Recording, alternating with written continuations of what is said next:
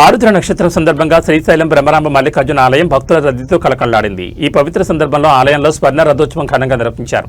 స్వామివారికి మహాన్యాసపూర్వక ఏకాదశ రుద్రాభిషేకం చేశారు.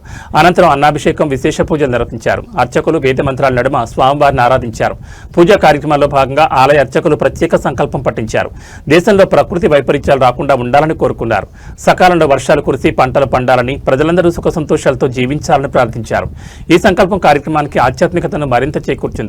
రథోత్సవంలో సంప్రదాయ కళలకు ప్రత్యేక ప్రాధాన్యం ఇచ్చారు. కోలాటం, డోలు వాయిద్యాలు, జానపద నృత్యాలు భక్తులను అలరించాయి. స్వర్ణ రథోత్సవంలో వందలాదిగా స్థానికులు, భక్తులు తరలివచ్చి స్వర్ణ రథోత్సవం తిలకించారు. సంప్రదాయ కళల పరిరక్షణలో భాగంగా ఈ కార్యక్రమాలు ఆకర్షణీయంగా నిలిచాయి. అర్చకులు, పండితులు, పలు విభాగాల అధికారులు కూడా ఈ వేడుకల్లో భాగమయ్యారు.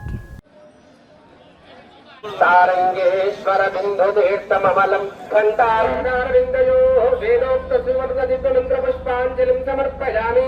ఆత్మ ప్రదక్షిణ నమస్కారం సమర్పయామి. చక్రమాచ్ఛాదయాధిపతయే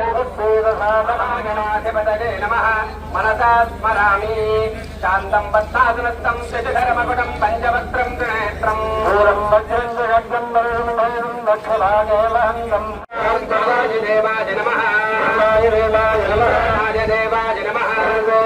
దేవాయ నమః. దేవాయ నమః. దేవాయ నమః. దేవాయ నమః.